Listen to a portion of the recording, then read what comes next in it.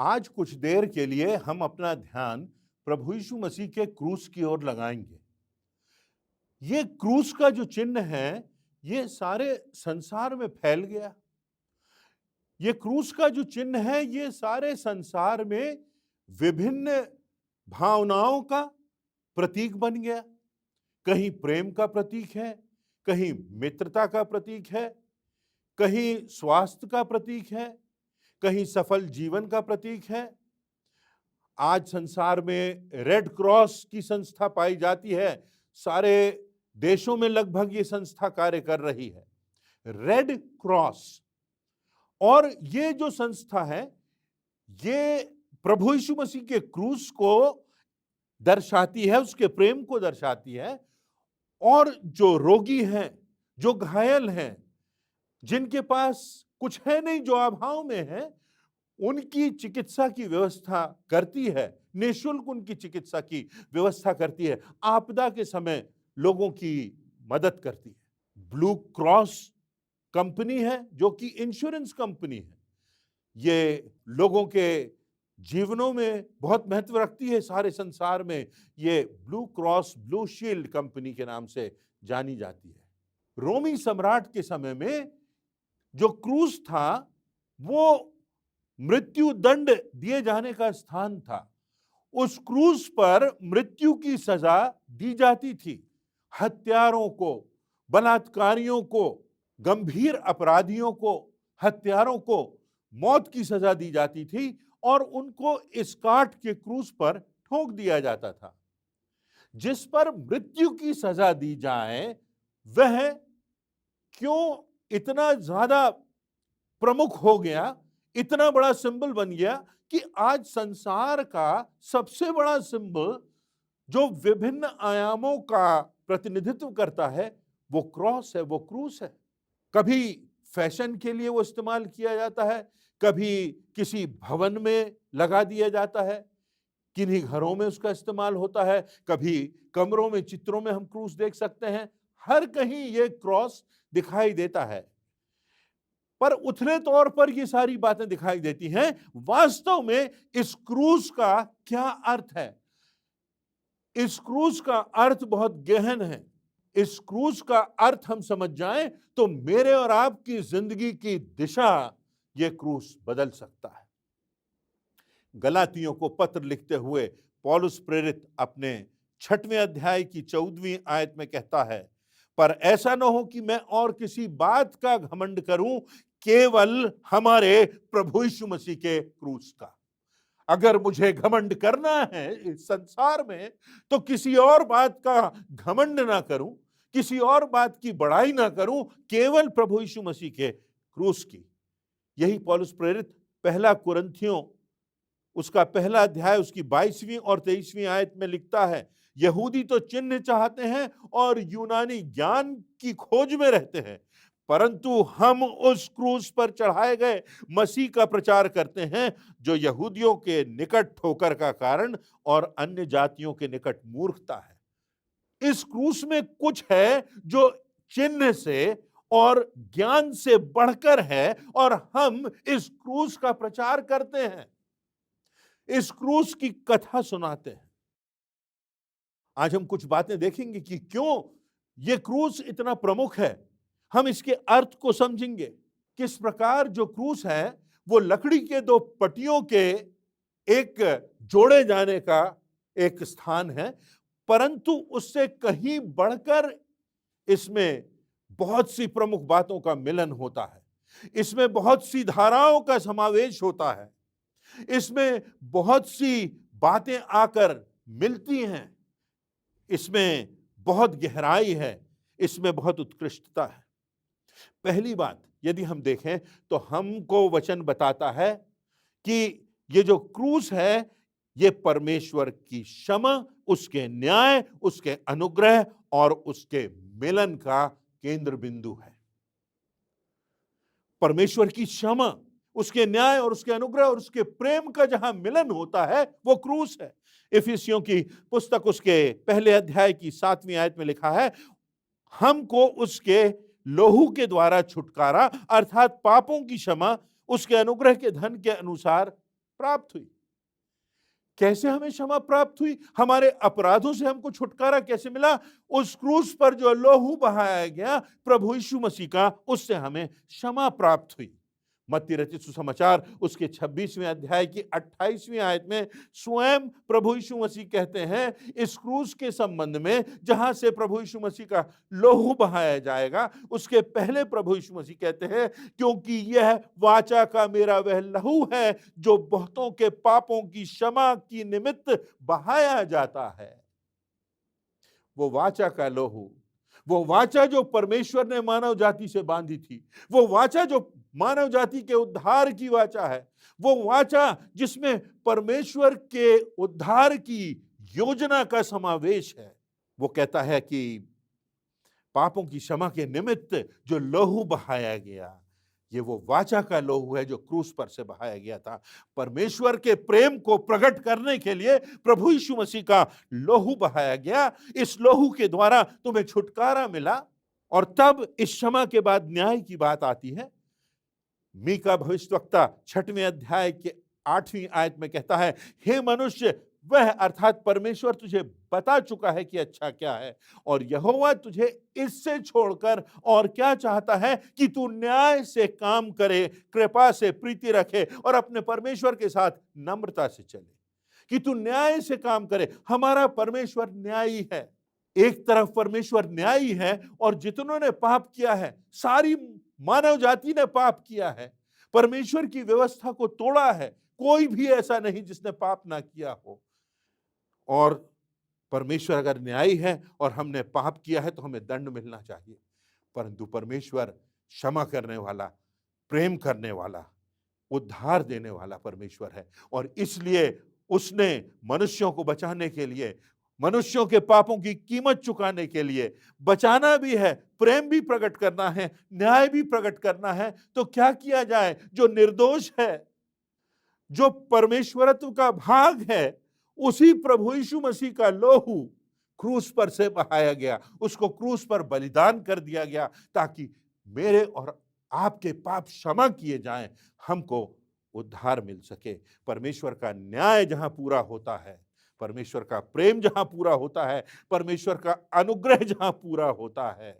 इफिसियों उसके 2 अध्याय की 8वीं आयत में लिखा हुआ है, क्योंकि विश्वास के द्वारा ही तुम्हारा उद्धार हुआ है, और ये तुम्हारी ओर से नहीं वरन परमेश्वर का दान है, ये परमेश्वर का अनुग्रह है। तुमने जब विश्वास किया कि प्रभु यीशु मसीह जीवते परमेश्वर का पुत्र और मेरा व्यक्तिगत मुक्तिदाता है, इस प्रभु यीशु मसीह ने क्रूस पर से अपना लहू बहाया, तो परमेश्वर का अनुग्रह तुम पर हुआ और इस अनुग्रह के कारण तुमको उद्धार की भेंट मिली। तुमने ये उद्धार अर्जित नहीं किया, ये परमेश्वर के अनुग्रह से तुमको प्राप्त हुआ है, परमेश्वर की ओर से तुमको प्राप्त हुआ है। इफिसियों 1:7 में लिखा है, हमको उसमें उसके लहू के द्वारा छुटकारा अर्थात पापों की क्षमा उसके उस अनुग्रह के धन से मिली है। उसके अनुग्रह के धन से हमको पापों की क्षमा मिली है। यह क्रूस है जहां परमेश्वर की क्षमा है, जहां परमेश्वर का न्याय है, जहां परमेश्वर का अनुग्रह है, जहां परमेश्वर का प्रेम है।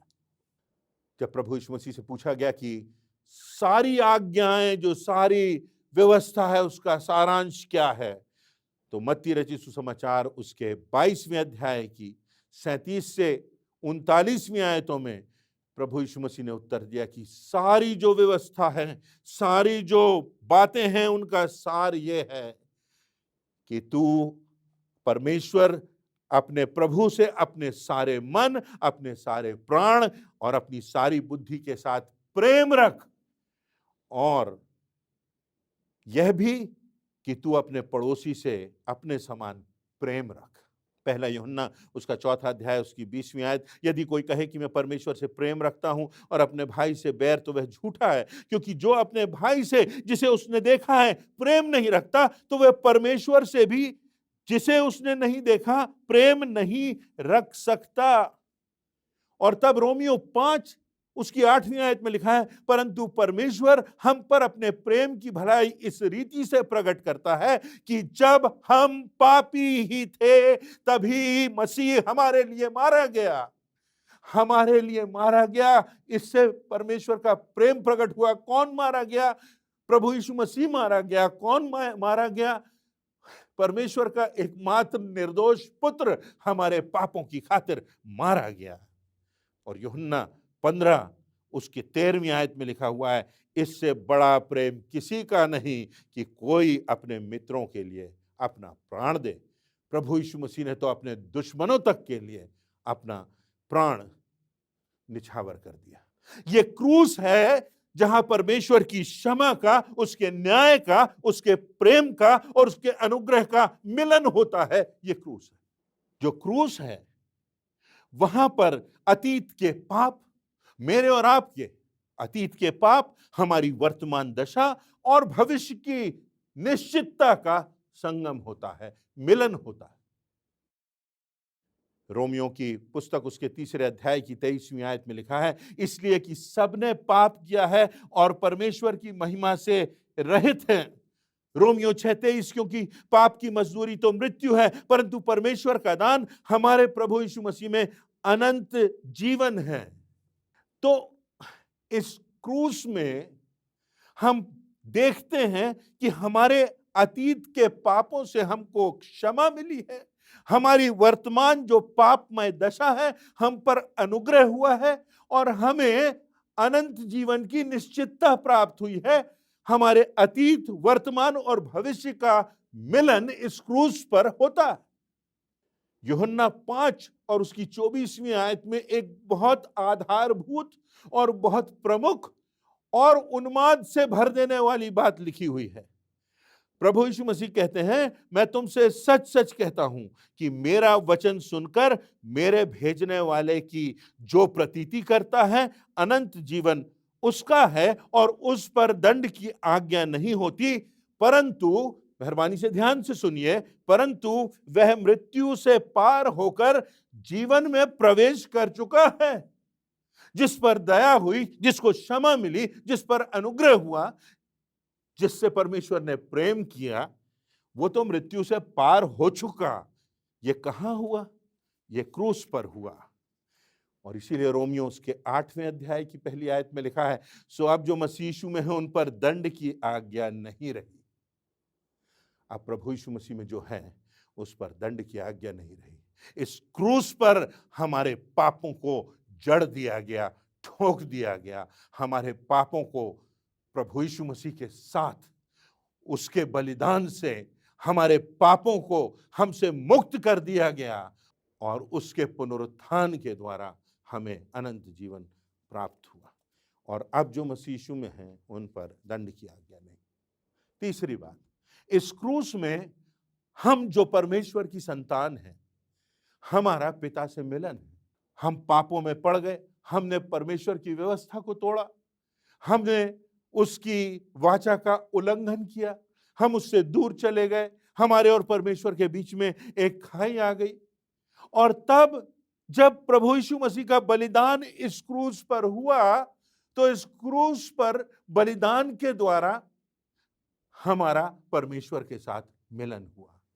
यह क्रूस वो स्थान है जहां खोए हुए पुत्रों का, उसकी खोई हुई संतान का पिता के साथ मेल हो जाता है, क्योंकि प्रभु यीशु मसीह ने हमारे पापों की कीमत चुका दी, उसका रक्त बह गया, उसका बलिदान हो गया। चौथी बात, क्रूस वो मिलन का स्थान है जहां मौत का समापन और अनंत जीवन का प्रारंभ होता है।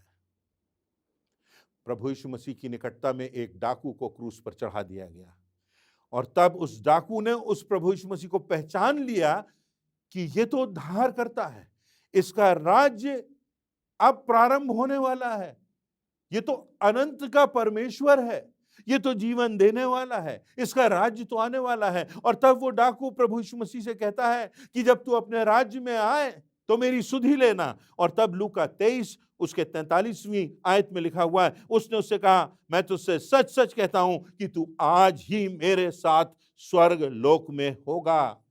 यूहन्ना 11:26, जो कोई जीवता है और मुझ पर विश्वास करता है वह अनंत काल तक ना मरेगा। प्रकाशित वाक्य उसका 1 अध्याय उसकी 18वीं आयत, मैं मर गया था और अब देख मैं युगान युग जीवता हूं और मृत्यु और अधोलोक की कुंजियां मेरे ही पास है। ये क्रूस है जहां पर प्रभु यीशु मसीह की मृत्यु में मृत्यु की मृत्यु हो जाती है, मौत का समापन हो जाता है और अनंत जीवन का द्वार खुल जाता है मेरे लिए और आपके लिए, सारी मानव जाति के लिए, कि जो कोई उस पर विश्वास करे वो नाश ना हो और अनंत जीवन पाए। पांचवी बात,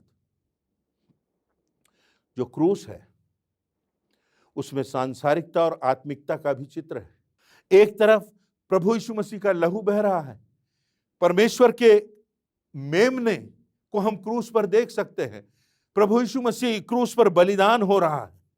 और तब हम दूसरी तरफ देखते हैं जहां पर वो सिपाही इस बात के लिए चिट्ठियां डाल रहे हैं कि वो कपड़े जो प्रभु यीशु मसीह के थे वो किसको मिलेंगे। उन्होंने क्रूस की ओर देखा भी नहीं, उन्होंने उस बलिदान को पहचाना ही नहीं। वो प्रभु यीशु मसीह के पास थे, क्रूस की छाया में थे, परंतु प्रभु यीशु मसीह को नहीं पहचान पाए।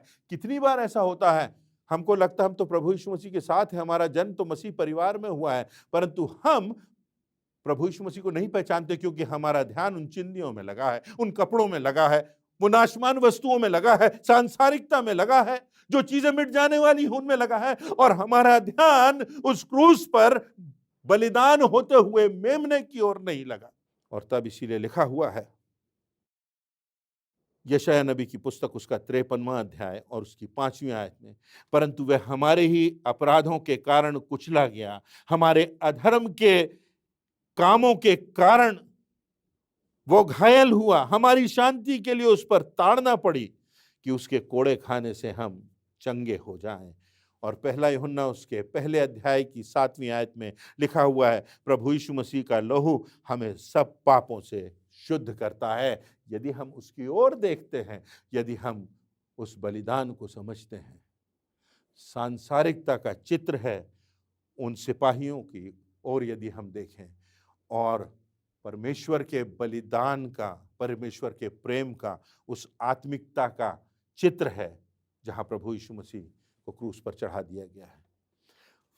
अंतिम बात, छठवीं बात, सृष्टि की पीड़ा और परमेश्वर की योजना की विजय।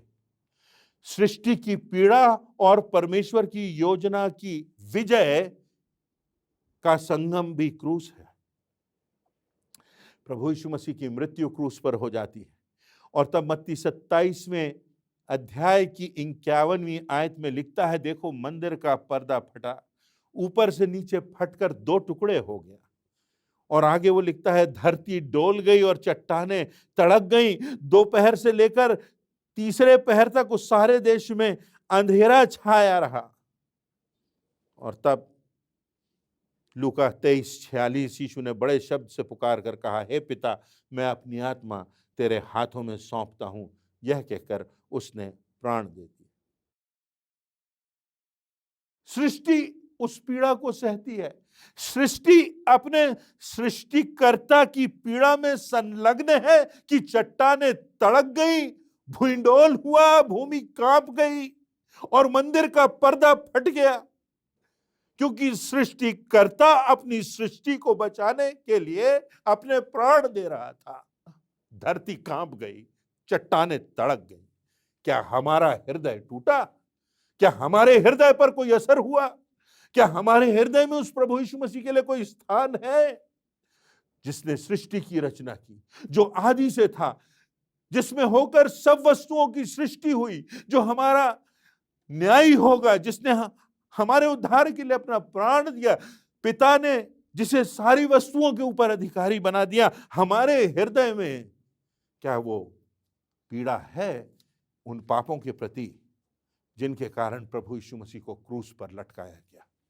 मेरे और आपके अधर्म के काम के कारण उसको कुचला गया। हम स्वर्ग में अनंत जीवन प्राप्त कर सके, इसलिए उसने उस आत्मिक, शारीरिक और मानसिक यंत्रणा को, उसकी चरम सीमा को सह लिया और अपने प्राण दे दिए। परंतु वो तो परमेश्वरत्व उसमें था, वो तो स्वयं परमेश्वर था, और संभव नहीं था कि वह मृत्यु के वश में रहता। मृत्यु उसके वश में हो गई। प्रभु यीशु मसीह पुनर्जीवित हुआ, उसका पुनरुत्थान हुआ, और आज भी हमारा प्रभु यीशु मसीह जीवित है, स्वर्ग के सिंहासन पर विराजमान है। क्यों? मेरे और आपके लिए आशा है उस क्रूस के कारण। और इसीलिए गलातियों के 6वें अध्याय उसकी 14वीं आयत में पौलुस कहता है, पर ऐसा ना हो मैं किसी और बात का घमंड करूं, केवल और केवल हमारे प्रभु यीशु मसीह के क्रूस का, जिसके द्वारा संसार मेरी दृष्टि में और मैं संसार की दृष्टि में क्रूस पर चढ़ाया गया। हम उस क्रूस के मर्म को समझें, हम उस क्रूस के अर्थ को समझें, जहां परमेश्वर की क्षमा, उसका न्याय, उसके अनुग्रह और उसका प्रेम का मिलन है, वो क्रूस है। जहां हमारे मानव जाति के अतीत के पाप, वर्तमान की दशा और भविष्य की निश्चितता का मिलन है, वो क्रूस है। जिसमें हमारे सृष्टिकर्ता, हमारे पिता परमेश्वर और हम जो खोई हुई संतान थे, हमारा परमेश्वर से मिलन है, वो क्रूस है। जहां मौत का समापन होता है और जहां अनंत जीवन का प्रारंभ होता है, वो क्रूस है। जहां पर सांसारिकता का समापन और आत्मिकता का प्रारंभ होता है, वो क्रूस है। जहां पर सृष्टि अपने कर्ता की पीड़ा को सहती है और परमेश्वर की योजना की विजय होती है, मानो कोई गर्भवती प्रसव की पीड़ा को सहते हुए एक संतान को जन्म देती है, एक नया जीवन हमको मिलता है, वो क्रूस है। क्या मैं और आप उस क्रूस पर गर्व करते हैं? क्या मैं और आप उस क्रूस की बड़ाई करते हैं? क्योंकि आज अगर हमें जिंदगी में उद्देश्य मिला है, अर्थ मिला है, अनंत जीवन की निश्चितता मिली है, विजय मिली है, तो वो क्रूस है। आइए हम उस क्रूस की महत्ता को समझें और अपने हृदय में उस प्रभु यीशु मसीह को स्थान दें, जिसने मुझे और आपको जिंदगी दी, जिंदगी में उद्देश्य दिया और इस जिंदगी के पार विजय प्रदान की।